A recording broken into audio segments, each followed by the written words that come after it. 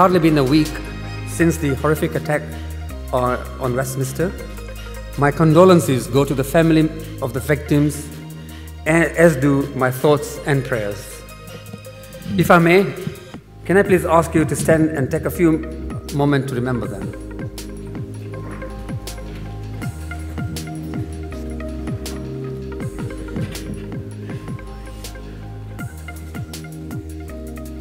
Thank you.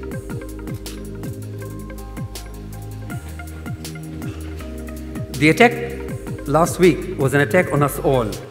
And in the true nature of this city, it has been remarkable how we all have pulled together so quickly in defiance of the attack. Welcome all, especially all the nominees to this, the 15th Muslim News Awards for Excellence event. As you peruse through the awards brochure and read the stories of the nominees, you will realize how far our community has come. You will find out about Muslims who are raising standards in education, making latest breakthrough in science, and spearheading the creativity in arts and design. The award ceremony showcases the brilliance of the British Muslim community, huge contributions made by diverse men and young people and women from around the country.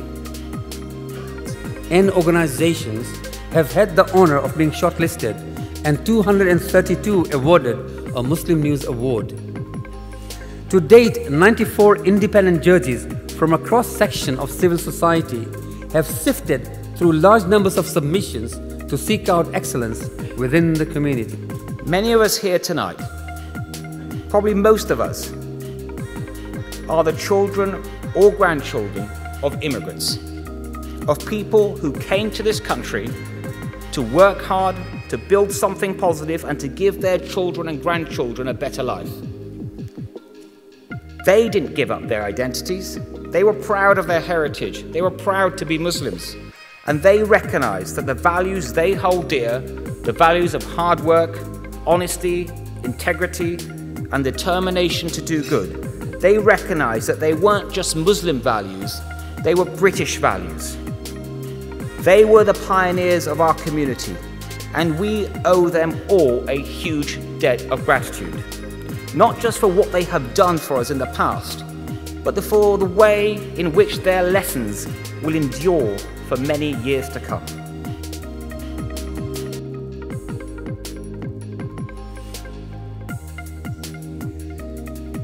For those of you who are following me, I've actually flown in from Qatar for this, so I'm a bit shell-shocked actually, because I wasn't expecting to win and I was late as well. So anyway, I'm an artist. My parents wanted me to be a doctor.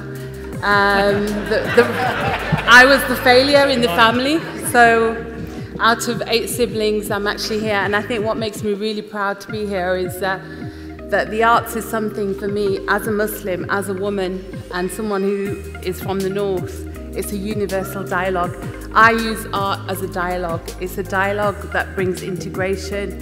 It's not about being a woman, it's not about being brown, but it brings my communities together. And I just think it's something that today I feel really proud after 22 years of a career in the arts. I can also say to my children that fame doesn't come after you die, but it's everything that you do as you go along with it.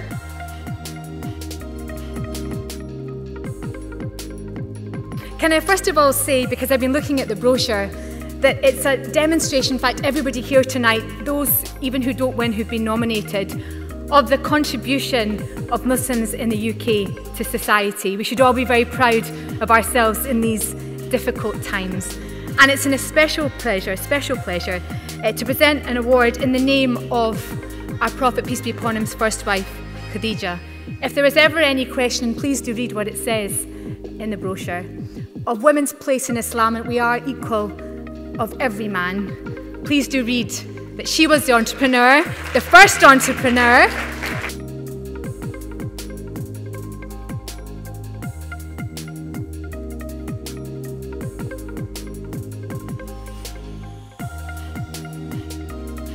I just wanted to say that I think this is one of the most meaningful awards. I'm really proud to get it. I know that the judges will have worked hard and it's a completely independent process, which I've seen. And thank you, Ahmed, for putting on these awards, which are just absolutely fantastic. Thank you very much.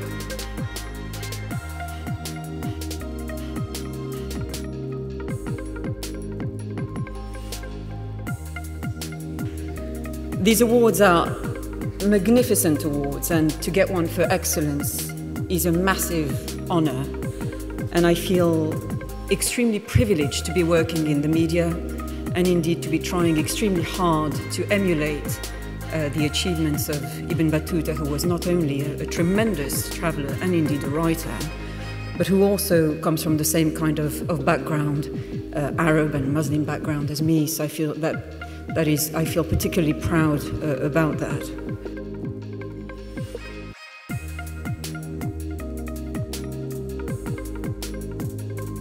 As a person whose family has been affected by terrorism, the first thing I want to say is that there is no link between terrorism and Islam.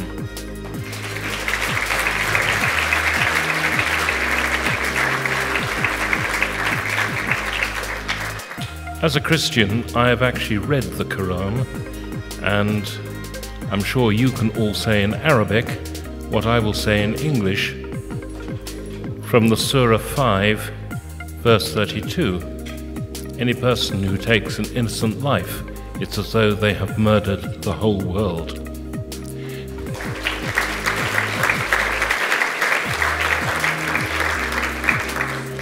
And the rest of the verse, anyone who saves a life, it is as though they have saved the whole world.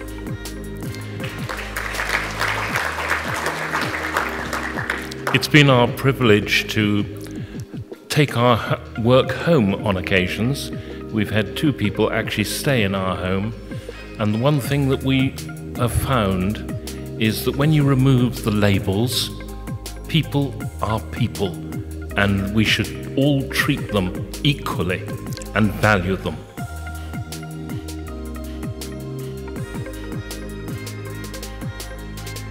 Jazakallah so much for this award and for Ahmed Varsi for organising this absolutely beautiful event.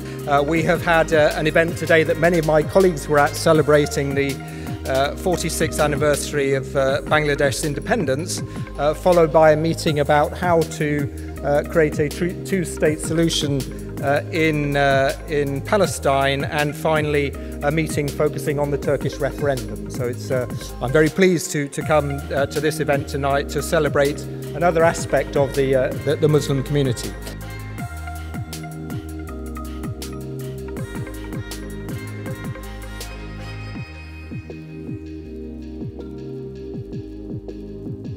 So I would first of all like to say Alhamdulillah. I'm very grateful for this award, both of us are. I would like to thank Muslim News Award for organising this lovely event, which recognises our individual efforts. I would like to thank my father, who's always supported, guided and motivated both of us in the best way possible. He's not only a very loving and caring father, but also a friend, and this quality of his really helps us throughout.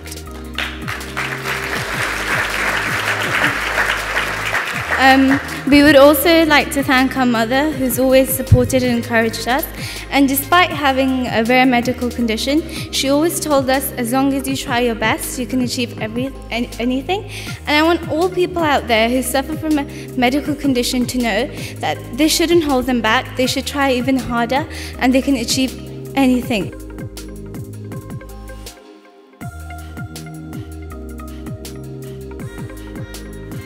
We've seen a number of women winning awards tonight. And there were so many women nominated in the different categories, which shows how active and involved in society Muslim women are, contrary to some misperceived perceptions. And so far as Citizens UK is concerned, I've just had the most extraordinary 18 months of my life, really, going around the country, taking evidence on Muslim participation in public life, how we encourage it. It's really been quite amazing. I mean, there have been days when I have laughed a lot, there have been days when I've shed tears of frustration, sometimes at the obstacles presented to people to participate. Sometimes I have to say it, the self-inflicted obstacles. I've heard a lot from Muslim women, really pretty inspirational stuff.